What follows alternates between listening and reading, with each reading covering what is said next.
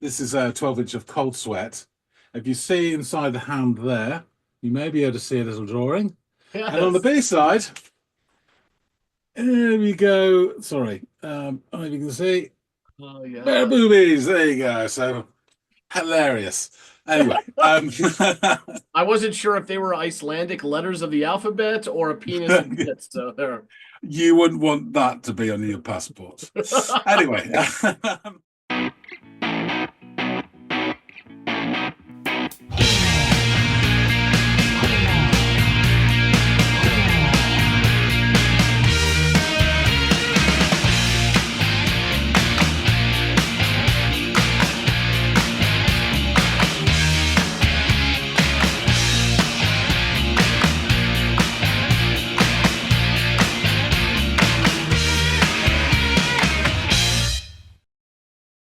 Hey, everybody out there. Welcome back to another episode of the Audiophiles. I'm Andy, that's John, and it is time, as it often is on our channel, to dig into some music that one of us has yet to have heard. And in this case, I am the one that's going to go off and give something a listen that John is going to offer up. But before we do that, John, one, how are you? And two, what are you offering up? one, middling to fair, Of and course. two, Sugarcubes. So we did a track, and I had to go back and look because I kind of had no idea it was on this channel, but it wasn't. It was back in the olden days on Into the Music. Yeah. I will put a link in about this, and you can go check us out because it's a long time ago. I was rocking a fro. Andy had braces and an eye patch.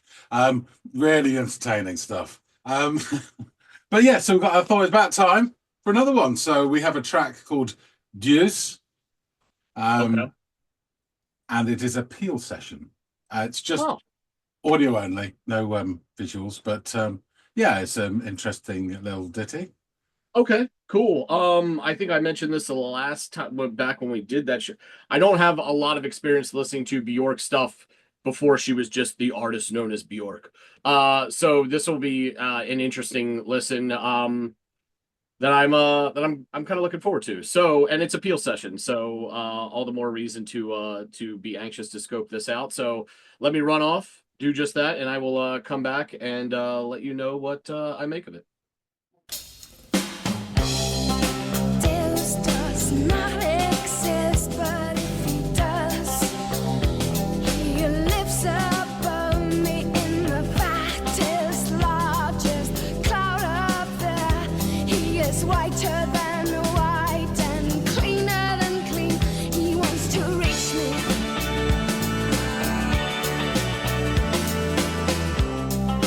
Deus does not exist, but if he does, I'd always notice him getting ready in his airy room. He is picking his gloves so gently up. He wants to touch me. I love the guitars, especially during that part. It has this like bright, really clean sound to it. That's just to my ears like really, really lovely. Bjork is always a character, always very interesting. She has such this like it's odd because her voice has this childlike nature to it, but she isn't she talks about oftentimes talks about things that aren't childlike at all. And in this, she's it sounds like she's contemplating God's existence, and this sort of like trope of him being in the clouds, and as pure as the driven snow and all of this stuff. It's interesting lyricism to say the least. But I do really love the quality of that guitar sound, and there's some nice little bass stuff happening beneath it as well. So yeah, interesting song we're in the throes of here now, nearly a minute into it. Let's see where it goes. I'm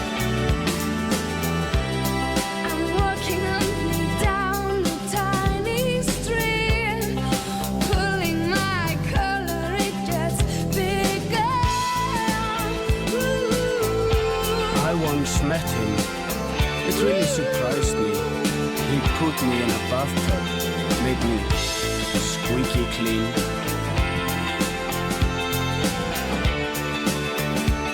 Really clean. Ew. That was really, really weird. To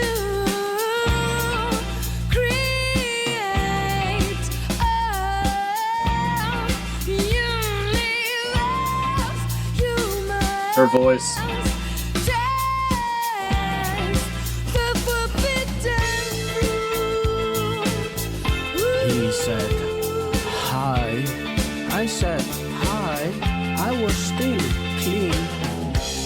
So weird. Does not exist, but if he does, he want to get down from the cloud. First marzipan fingers, then marble hands. More silent than silence, and slower than slow, diving towards me.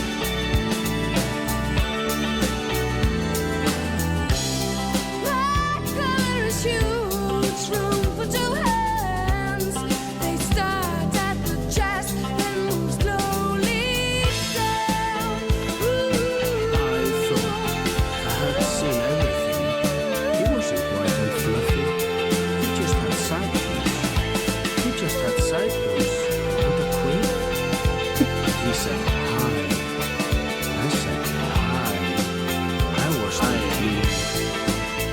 I was squeaky clean. I was surprised, just as you would be.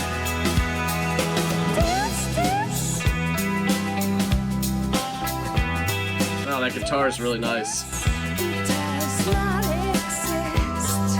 This, he does not exist.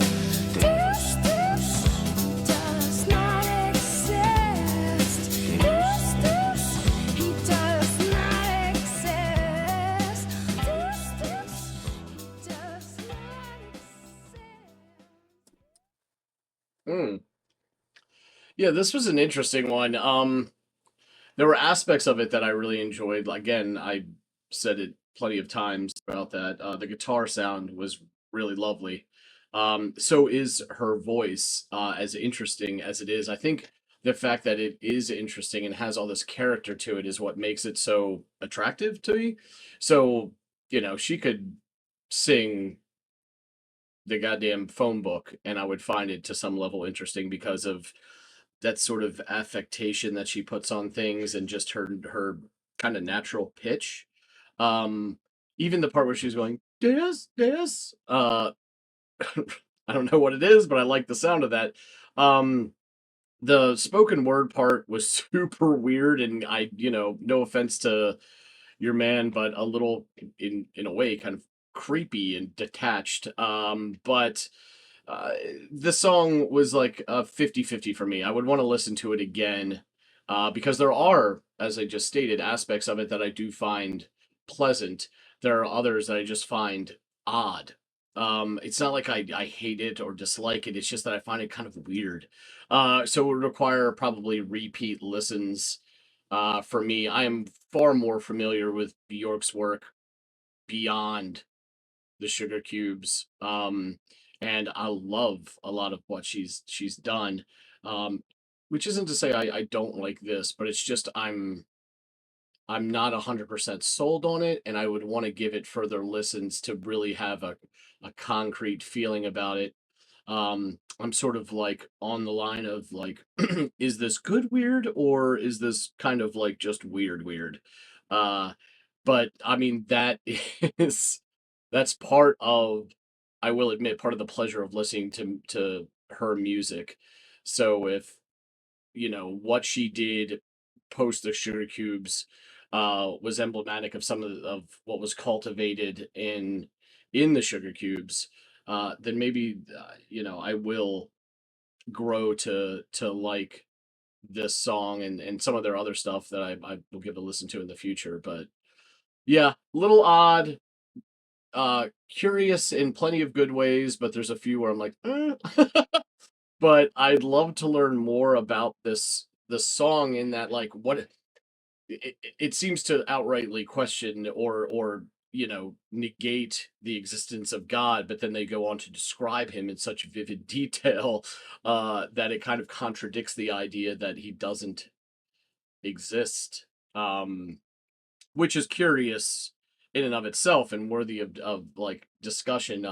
At the very least, not whether he exists, but what she was trying to convey, or they were trying to convey, in this track from a lyrical standpoint. So yeah, let's get back to John, who could possibly shed some more light on that and other information. Him about the window cleaner. He's back. So you've had to listen to Deus by the Sugarcubes in Yeah. session. How have you come to the conclusion? Does he exist or not? Has this helped you? No, no, and I think it's almost intentional that it was not meant to. It's so funny to start off saying, something doesn't exist, and then to describe it in vivid imagery, which is something I grappled with throughout the reaction and found quirky and weird, which is one of a million quirky and odd things I found in this song. A song that begins with a couple hits on the drumsticks, of the drumsticks on the hi-hats, and then it slowly kind of meanders across the drum kit, and we're joined by this warbly kind of affected guitar. I loved the guitar in this song. That was like was my favorite bit, along with Bjork's voice, which also then joins the song. She claims that Deus, or God, it does not exist, and then goes on to explain that if he did, he would meet all of these old tropes we've been told since we were kids. Like, for starter, he's a he. And he would live in the fattest of clouds in the sky. So yes, a sky father, as we've, come to illustrate him as. And that he's as pure and white as the driven snow. Another trope that we've been told about God, or that we often see him depicted as. And clearly this is all me paraphrasing. This isn't verbatim, but you get the gist of it. And I really enjoyed this jangly higher tone of the guitar when she delivers the line, "He wants to reach me." That really caught my attention. Also, there's some nice bass work in this moment, and really throughout the song, but it kind of stands out in this moment. And I've really enjoyed it as well. We get another verse, and this one is punctuated with an odd bit of lyricism as Bjork claims that Deus is removing his gloves and that he wants to touch her, which sounds suggestive to say the least, and as if it wasn't her soul that he wanted to touch. After the second verse, we get treated to this interesting shift to another part not yet heard, though it doesn't really scream like it's the chorus to me. And then things get much quirkier and frankly weirder when in comes the voice of a man speaking in this, to my Yankee ears, sort of generic European accent. And he goes on about having once met Deus and how he was surprised that Deus put him in a bathtub and scrubbed him until he was squeaky clean. Just really oddball shit. Really clean. Yeah. And that's all. Like, every time this guy comes around, he's like, "Oh, and he said hello, and I said hi, and I was clean, and it was clean, and hello, and hi," and it's just, what the fuck? So yeah, it was just all really weird. I will say that I really like the movement and swing to the next portion where Bjork's vocals return, and she sings quite throatily about the creation of the universe and tasting the forbidden fruit. But here's come the icks again, as the male spoken word voice returns with some more weirdo shit about saying hi to one another and still being clean after their last encounter. We get another verse, and Bjork has lost me with her references to marzipan fingers and marble hands. It's an interesting bit of words, but I don't really know, outside of like having sweet or gentle fingers but hardened hands is the only thing I can kind of like extrapolate from that metaphor or whatever. So I don't really know what she's going on about. That's my best attempt. The song again shifts to this like post-verse portion and some oddball reference to a collar, two hands, and starting at the chest and working downward. Again, suggestive. Spoken word guy, he comes back around. Thank God. Thank Deus. Uh, and to let us know that Deus wasn't actually white and fluffy, that and that he had sideburns. A fact the detached European voice finds so interesting that he repeats himself. He also had a quiff style to his hair to go along with the sideburns. And we learned that he was still clean and surprised just as we would be. I don't understand the reference to the hair. Is that like saying like Elvis is God or something like that? Because I think when I think of the upturned hair and the sideburns, the first thing I think of is like, you know, someone who's often credited with being, you know, one of the first, if not the first rock and roller. So again, I'm throwing shit at the wall to see what sticks because frankly, so are they. And I'm trying to pick up what they're laying down, and it's not the easiest thing in the world here. Now I will say this outro was pretty interesting, mostly because of the picking motif and the tone of the guitar, which I found to be really, really pretty. And a welcome distraction from these beyond quirky lyrics by both the song's vocalists. The song fades as they repeat that Deus, and Bjork claims that he does not exist. And I'll be honest, I wasn't a massive fan of this. There were parts that I really liked, and there were other parts where I was like, "What the fuck was that I just heard?" I really enjoyed the guitar work and the bass at times when it stood out, and sort of the way it filled in gaps. I love Bjork's voice. It has this like, it's so funny because she has this youthful sound to her voice, but oftentimes whatever she's talking about is very far from like childlike. It's more than that, and it's abstract oftentimes and odd in its own way. Sometimes even not so much here, but there were some suggestive references, but almost like sexualized in a way. And maybe that's just me and the way I'm interpreting it, but there is just this feral nature to her that makes her like otherworldly. But it was all really curious and odd, and ultimately she and the other fella were just a bit too weird for my liking in this track. And it's not just that it's weird, but that it's seeming it is just one listen. And maybe like with your explanation, I can sort of piece together what they were going for here, but I don't know. And I don't know if I'll ever, you know, this guy kept saying, I'm clean. But the more I heard him, the more icky I felt. Just really, really weird. But regardless of all that, please tell me the story of this song and how it ties back to this concept of God, and give me a little bit more information on them. I know this guy, is he like he's like also Icelandic, right? The male vocalist, or Scandinavian in some way. They all are. Yeah, the whole band. Okay, the Sugarcubes is okay. Thanks. It's been a while since we've talked about them. I assumed that they were, but I didn't know if they were more.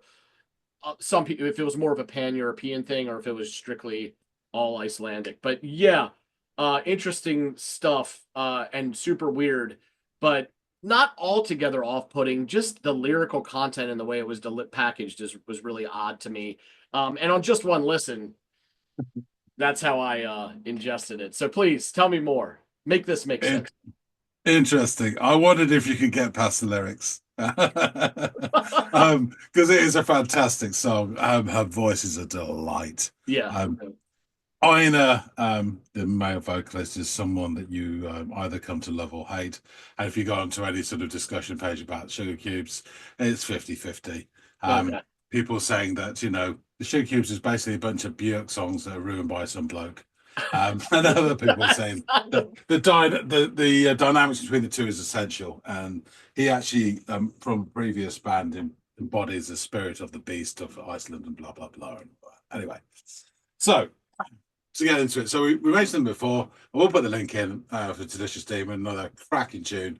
But just to recap in broad strokes, this song is from Sugarcubes' debut album, Life's Too Good, in 1988. It was an unexpected international success, and is credited as the first Icelandic album to have a worldwide impact. And it had a huge influence on Icelandic popular music and culture as well. Mm. Rolling Stone referred to them as the biggest rock band to emerge from Iceland, and Björk would later become the best-selling Icelandic musician of all time. Again, perhaps you might say starting from very small amounts, but even so, it's something to be proud of. So the personnel on this, and please forgive me for my pronunciations. There are some letters here that are not part of our own alphabet, so best of luck. So Björk Gudmundsdóttir, vocals, keyboard. Einar Orn Benediktsson, vocals and trumpets. This is for the album, not necessarily for this song. Bragi Olafsson, bass. Thor Eldon, guitar. And Thor is spelt with one of those special letters. It looks like a B, like a lowercase b, but it goes up and down. So like a P and a B conjoined. That's the first letter. And then it's O with an acute accent. They won't call it acute, but it's that accent. And that is actually Thor in Icelandic. So there you go. Thor Eldon, guitar. And Sigtryggur Baldursson, drums. Apologies to all our Icelandic friends out there. So all of the members of Sugarcubes had formerly been in a variety of Icelandic bands, and it was mainly punk and post-punk sounding. Björk herself had the longest career of any of the members. She had recorded an album when she was 11. Following on from various bands, the Sugarcubes themselves formed on the 8th of June, 1986, with Björk on vocals and Björk's then husband, Thor, on guitar. On the very same day, Björk gave birth to her and Thor's son, Sindri Eldon. So yeah, momentous day. In late 87, the band signed to One Little End in the UK and Elektra Records in the US. And they first came to notice in the UK when BBC Radio DJ John Peel, friend of the show, if he was alive, he would be, played Birthday, which was later voted by his listeners as #1 in the end of year Festive 50 for 1987. And later, number 23 in the all-time chart of Festive 50 tracks. So yeah, very popular. Their music has been described as avant pop and was characterized by a psychedelic post-punk sound, sometimes reminiscent of B-52s and Talking Heads, whimsical yet heartfelt lyrics, and the imploring, girlish voice of Björk, accompanied by Einar Orn's erratic vocal performances, it says here. For the album Life's Too Good, the band took elements of post-punk sound and which characterized the current scene in Iceland, and they attempted to do a sort of more humorous take on pop music optimism, sort of trying to put a bit of ABBA into post-punk, which is reflected in the title Life's Too Good. They never intended the songs or the album to be taken seriously. Yet, because of the huge success of the debut and contractual obligations, the Sugarcubes went on to release 2 further studio albums. Paul White of the design company, Me Company, designed the artwork for Life's Too Good. Interestingly enough, I've got it here. Let me just show you. So the figures depicted in the artwork are derivations of a signature which had consisted of a character, in quotes, made up of just a face, legs, and a penis. So that is the cover of Life's Too Good there. And you see on the back, you may see little ditty drawings there of various things and pieces. Interesting enough, he also used flat color backgrounds because it was cheaper to print. And the album itself, I know it is green, but I have seen it pink, and it's also apparently was issued in blue and yellow as well. And there's similar sort of art schemes. That's the 12-inch for Deus there. And even on the sort of supposedly quite straight, this is a 12-inch of Cold Sweat. If you see inside the hand there, you may be able to see a little drawing. Yes. And on the B side, there we go. Sorry, if you can see. Oh yeah. Boobies. There you go. So Hilarious. Anyway, I wasn't sure if they were Icelandic letters of the alphabet or a penis and tits. So there. you wouldn't want that to be on your passport. Anyway, the Enemy gave the album an unconventional score of 50 out of 10, awarding 10 points each for cheekiness, naughtiness, sexiness, silliness, and scariness. Los Angeles Times wrote, Life's Too Good has the feel of an impact album, one of those rare debuts, like the first X or Talking Heads album, that not only influences the creative underground, but stretched the overall boundaries of rock. So this track as a single reached number 51 in the UK Hit Parade and number 2 in the UK Indie charts. Since its release, Life's Too Good has got a dedicated volume and seen as an important cult classic. The album itself reached number 14 in the UK mainstream charts and obviously number 1 in the UK indie charts, but it also reached number 54 in the USA Billboard 200, which I think is quite amazing for a little Icelandic band. Yeah.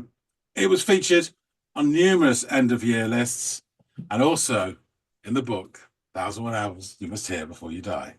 They made a book. So very quickly, there it is. Sugarcubes, Life's Too Good, and amazingly on the same page, Sonic Youth, Page of Nation. Fantastic stuff. We always look either way. Jane's Addiction, Nothing Shocking, great album. Public Enemy, It Takes a Nation of Millions to Hold Us Back, fantastic album. And then go the other way. No, none of those I like.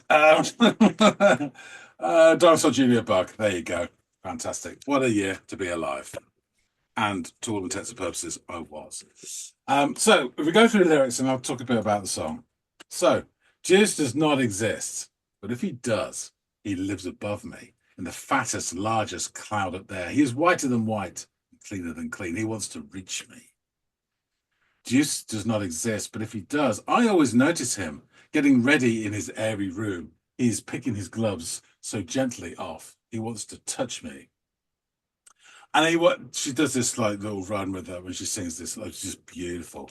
I'm walking humbly down a tiny street, pulling my collar. It gets bigger. And then Ina joins in. I once met him. It really surprised me. He put me in a bathtub, made me squeaky clean. Really clean. And then this is kind of the chorus. To create a universe, you must taste the forbidden fruit. He said hi. I said hi. I was still clean. Deus does not exist, but if he does, he'd want to get down from that cloud. First marzipan fingers, then marble hands. More silent than silence, then slower than slow, diving towards me. My collar is huge. My collar is a huge room for two hands. They start at the chest and move slowly down. Ooh. I thought I'd seen everything. He wasn't white and fluffy. He just had sideburns. And a quiff. He said hi. I said hi. I was still clean. I was squeaky clean. I was surprised, just as you would be. Deus, he does not exist. Deus, times 4, fade out. There's a lovely comment on Reddit about this song. User Ninguna says, I always refer to that guy as the Icelandic Fred Schneider. And Bimbo Heifer replied, Ina, when I was at college, I worked at this bookstore in town on the Californian coast, about halfway between San Francisco and LA. It's a college town, so we've got a lot of good bands coming through, despite not being a very big town. I sold Björk a vegetarian cookbook at work. Then that night at the Sugarcubes show, I walked into the men's room and Ina was in there, trying to give himself a water horn at the sink. Like a shampoo horn, but just water. He looked at me, smiled, and walked out. I think that's a lovely image. Oh, I'm sure he was. I'm sure it was squeaky clean. So yeah, it's funny because a lot of their lyrics are nonsense and they're just great, and some of them times are quite childish. Oh, you start off thinking this is like Pascal's Wager, where he says, I don't believe in God, but just in case he does exist, I do believe in him. And then when you die, if you're wrong and you're an atheist, you're fucked. But if you're wrong and you believe in God and he does exist, you're in. If he doesn't, you've lost nothing. And that's Pascal's Wager. But It really it starts to this imagery. I think it's about some form of like abuse, and where a person in power is almost like a god. Because if you're thinking, what sort of situation would you sort of say that God doesn't exist? It's perhaps one that's, apart from the logical conclusion, would be in a situation where you feel you're in a godless situation or sort of one without hope, and someone in power imposing themselves on you. I get these, overtones. It's not implicit, but it's there. And then Ina's very strange way of putting in the bathtub and made you squeaky clean and all that. Again, that could easily relate to abuse as well. And the Quiff and Sideburn, I think, not necessarily just Elvis, but some sort of old-fashioned geezer. And it's funny to think you're talking about first rockers. I mean, first rocker was probably Chuck Berry. Yeah. First white rocker was Bill Haley. And again, there's a lot of noise about him and young girls. So yeah, it's just weird, coinkydink. I don't know. But yeah, so it's really interesting. I think it's just a beautiful song as well. And her voice is just awesome. Yeah, her voice and the guitar were enough to not completely turn me off from the oddity that was a lot of the portions, specifically the lyrics and your man's delivery. But yeah, it was still fun and odd, and it made me smile, and we've had a good discussion about it. So, that's exactly what the Sugarcubes is. Yeah, exactly. Fun and odd, and it makes you smile. Yeah, big time. And it introduced a superstar to us in terms of Björk as well. So yeah, we'd be thankful excellent for that. Coolio, I'll wrap things up. Thanks for listening to this, Andy. Of course. Folks out there, tell us what you think. Tell us how clean you are. Are you squeaky clean? Please drop some comments. Hit the like button if you like this. We'd love to hear from you. About the Sugarcubes, this first album in particular, I do love. I know they kind of missed the mark the second album, and then it became quite poppy third album. It's my opinion. But this first album, I think, is just brilliant. So yeah, tell us what you think. Love to hear from you. If you haven't subscribed already, please do. Help support this channel. We're growing onwards and upwards, like gout. I don't know, but anyway, we do appreciate everybody to support the channel. Really. That being said, thanks again so much for watching, and we'll see all of you in the next episode of the Audiophiles. See you later, guys.